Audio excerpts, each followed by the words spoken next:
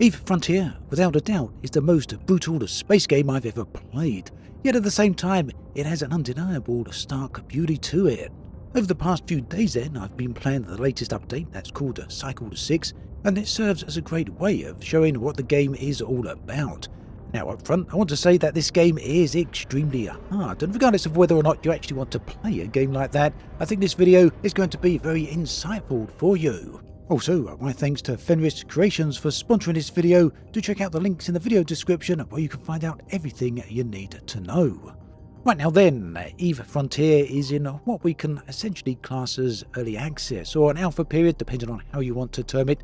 The official way of describing this is Founders Access. The game itself is based in the same universe as EVE Online, and those of you familiar with that game will instantly recognise some of the similar aspects here.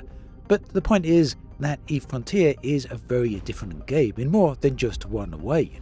For starters, this is a space survival sandbox, and I mean that in the very literal sense, just like in those games where you wash up on a deserted island and you have to build your first campfire in your first little house and survive against all odds, both the elements, the environment, as well as all the inhabitants of said island.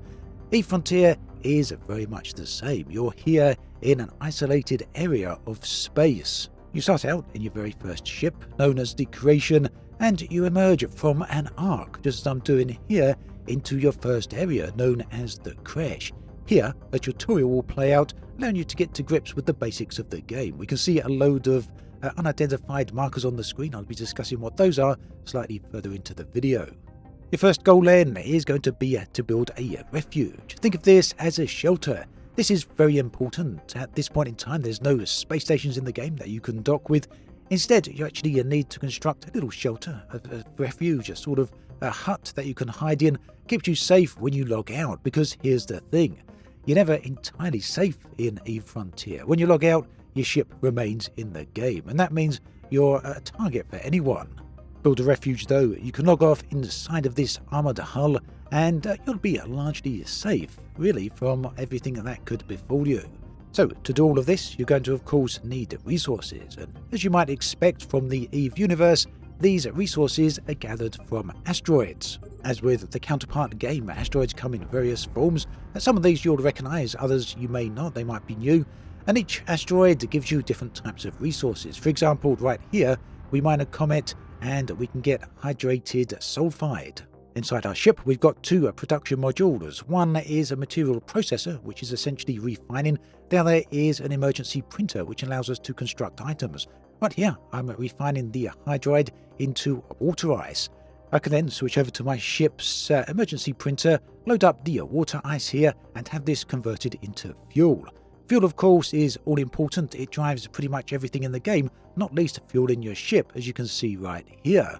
You'll also notice that ships are modular in EVE Frontier. Each of the white elements here are different components for my ship, from engines to weapons to cargo racks and much more. Most of those modules you can build from your home base. Once you get that constructed, you'll need a printer, and some of them you can print directly from your ship. To do all that though, like I say, you're going to need to start to build your home base. So right here, I'm building my first port of call, which is the refuge. Like I say, this is, well, essentially a little sphere that's fully armoured. You can dock inside of it and you'll then be relatively safe. You can of course have multiple refuges, and you can put these in different locations, different star systems as you go along. But in my playthrough, I only managed to build one, and we'll get to the story of all of that in just a minute. Now also, I wanted to build some storage units. These are filled storage units, these are the smaller capacity ones. Relatively easy to build, don't need too many resources, but allow you to stock up a whole load of stuff, because you're not going to want to be carrying this around inside your ship, because if your ship explodes, just as within EVE Online, you're going to be leaving all your stuff in space, and other people are going to be coming to loot that. Dropping it off in a filled storage container, again, it keeps this relatively safe.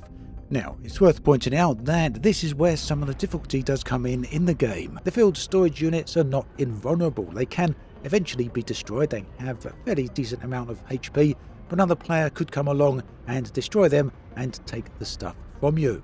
The goal then will ultimately be to build a base that has enough defensive, both offensively and defensively actually.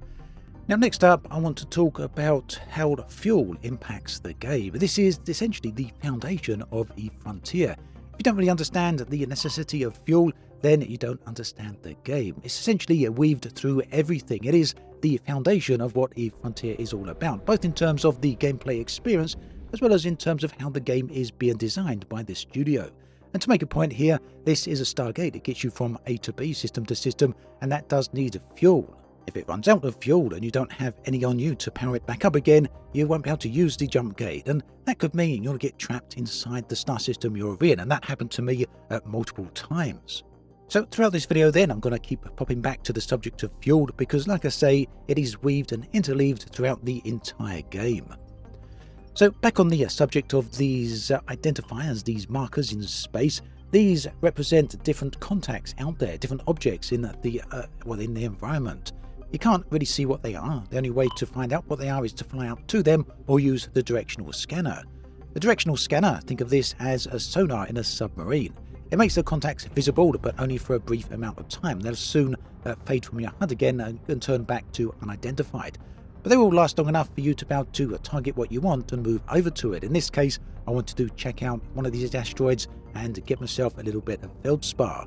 Different star systems have different resource locations and other locations. Some of these are Lagrange points, other of them are huge abandoned structures, and some are just big asteroid fields, and you're going to want to move between those. And that is how you're going to discover and collect the various different resources you need. Here I've got enough resources to build the network node, which is basically the foundation of my home base. It will generate all of the power and energy that my setup will need. But of course, you do need to fuel this. There are a lot of different types of fuel. We'll talk about some of those further into the video.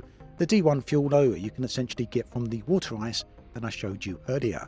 Put the fuel into your network node, switch it on, and you'll then have power for the rest of your infrastructure. Now, there is another subject here that I want to touch on. This one is very important, and it's been the nature of Cycle 6. And it did, unfortunately, have a number of problems with it. Not least was the distinct lack of resources anywhere. So with this update, Fenris wanted to experiment with what happens if you put a huge number of players or a lot of players into a smaller area versus the previous updates where players were more spread around. They wanted to see if players would compete against each other or start to cooperate. Unfortunately, what happened is that there were so many players in each star system that all those star systems soon ran out of resources. And that meant for the first few days, most players, myself included, as well as some other YouTubers who were involved in this entire endeavour, not least of which is Tom from the excellent LT Gaming YouTube channel. Both Tom and I spent a lot of time discussing eFrontier during our time in it, and we both discovered that essentially each of us were encountering the same types of difficulties. For starters, that was a distinct lack of the aforementioned resources, which did put quite a few hurdles and roadblocks in the way. Now, meanwhile, I have finally created a 3D printer here. These come in different sizes. This one's just a mini printer. You then get a regular printer, and as well as some increased sizes above that. The larger you go with printers, the more types of products you can print, but also the higher number of products you can print as well. You can basically run larger batches. Just as with EVE Online, you do have a commodity chain here, so you need the primitive resources to, in this case, make the reinforced alloys. Reinforced alloys are then used to make stronger materials, which in turn can be used to make modules or other such components. Some of these might be in the building menu. You just press B and bring up the building menu, which you saw me place the network node from, and the refuge as well as a 3D printer. You can then create other objects from that same build menu. Alternatively, you might want other modules for your ship, such as cargo racks, directional scanner, or other things as well. All of these are available through these 3D printers. All of this, though, requires fuel, and fuel is one thing that is, can be a problem. It can be quite difficult to actually get, and it's one of the things that makes eFrontier so difficult. So right here, you can see a star system. I'm looking for some resources. Press the U key, you bring up a heat map. You can see this star system has a lot of heat. This is a new feature in Cycle 6. This star system has less heat, more heat towards the center of the star system. Now, when you're inside these star systems, down in the bottom left-hand corner, you can see your temperature. Right here, mine is slowly increasing. You've got interior temperature and exterior temperature. If these get too high, your ship will either die or you, as your shell inside your ship, will die. Either way, it's not a good outcome. So that means, generally speaking, some of your time can be quite limited in the more hotter star systems. And with all that context, I kind of want to get to why Eve Frontier is such a difficult game. Right here, you can see this Stargate is inactive. I can't jump out of this star system, and I'm going to need to actually refuel it. Here, I'm using E40 fuel, which is somewhat harder to get hold of. You can't just mine this from asteroids. I'm going to have to put 49 units in this, and all that this allows is just for one jump. It's also worth pointing out that Stargates are one-directional, and that means no matter how much fuel I put into this Stargate, the system that it links me to, the Stargate there, is not going to have any more fuel. These Stargates are completely unlinked. They have no connection with each other whatsoever. And that means if you jump into a star system with a Stargate that has no fuel, and none of the other Stargates in that system have any fuel either, then you're not going to be getting back out of that star system. And this is, to all intents and purposes, a soft lock. It means you'll be stuck, it means you won't be able to progress, and the only way out, unless you've got all the equipment you need to refine the fuel, is going to be to self-destruct. And this can be absolutely brutal, especially if you spent time building your ship up, or especially if you spent time travelling across the galaxy to quite a few jumps away, only to find you can't get any further and you can't get back. I think it's certainly up for debate whether or not you consider this difficult or whether you consider this a design decision. Something I feel that hopefully Fenris are going to be looking at over the coming weeks and coming months. Now, I want to mention something about the E40 fuel. I said that was somewhat difficult to get hold of, and the reason for that is because you can't mine it from asteroids. You can't get the resources from asteroids. You actually need to get them from rifts. And to get that, you need an extruder, but to power the extruder, you need a lens. And to get that specific lens, well, you need money. So money right now is got from feral data. You get these from killing NPCs. You can then go to the trading place and exchange that for Lux. Lux is the in-game currency. Think ISK in EVE Online. Now there's also another currency here, and that is called EVE, and this is actually a crypto coin. Right now this isn't enabled on a proper crypto network. I do believe it's in some type of sandbox mode. Anyway, you change the Lux for the EVE coin and use the EVE coin to buy yourself these lenses. And the lenses are what get the materials needed for the fuel. And the fuel is, as I've said, what's needed to drive the entire economy for the game. So essentially what we're looking at here, these lenses, are the foundation element of the game. And I want to be perfectly frank with you about this particular aspect. I'm not sure how Fenris Game are planning on using the whole crypto thing. During the Cycle 6, during the Sandbox version, during the Founders Edition Early Access, I didn't feel any pressure from that particular aspect of the game, and it's not clear to me how hard Fenris are going to be pushing this. On the one hand, it's not that different in principle from Plex in EVE Online, where you use real-world money to buy your Plex tokens and then exchange that for ISK. But on the other hand, I fully understand that this is a very different process and involves a very different, somewhat controversial technology. So ultimately, my feeling is we're going to have to see how that goes. Quite naturally, everyone's going to have a different take on that. And yes, even though this is a sponsored video, it's not something I'm going to ignore or bury under the carpet. It does need to be discussed and highlighted. So all of that brings us to rift mining. Various different locations in the EVE Frontier galaxy have rifts, these ruptures. We mine these using an extruder with the aforementioned lens, and this will give us the resources we need to be able to construct the EU40 fuel, or eventually EU80. Like I say, that in turn is used to power the jump gates, as well as pretty much everything within the game. In the background then, you can now see the footage of me constructing that fuel. First, the elements I need to construct the fuel, and then the resources, those resources are used to construct the fuel itself. Whilst that's going on, I want to talk about some of the harder aspects of EVE Frontier.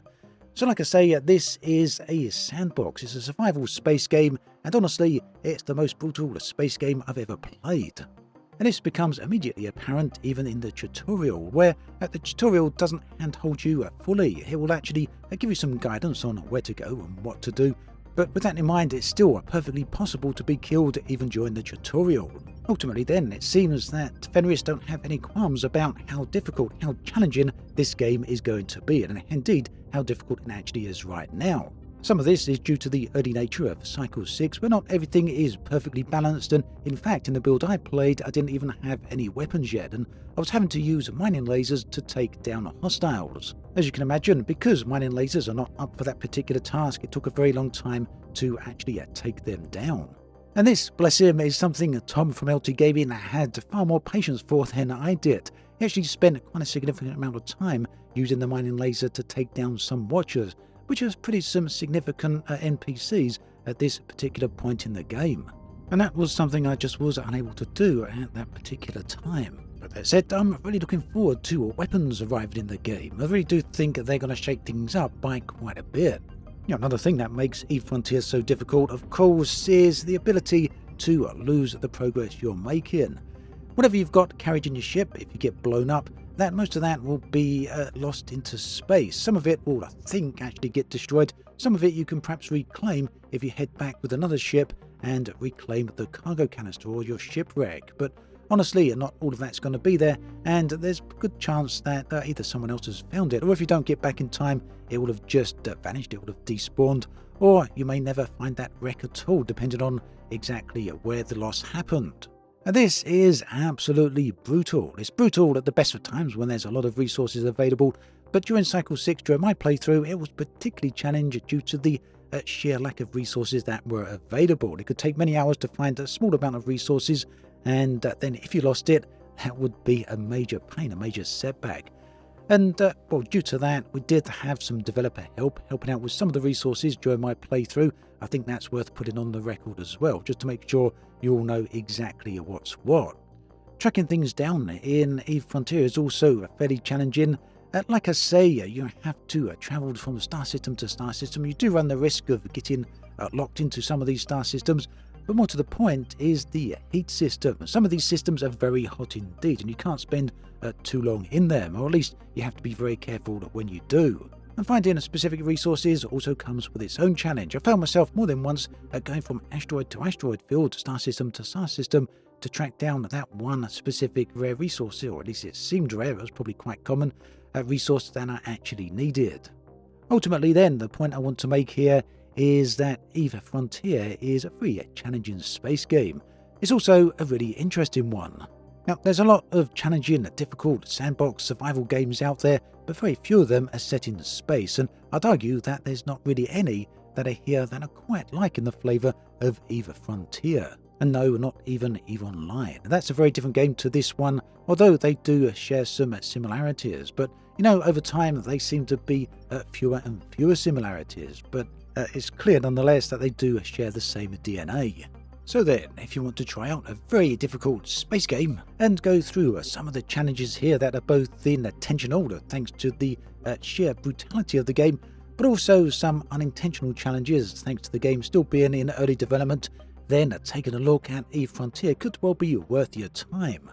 Everything that you need to know is in the video description below. Do check out those links, and my thanks again to Fenris for sponsoring this video. Do take care, and I'll catch you next time.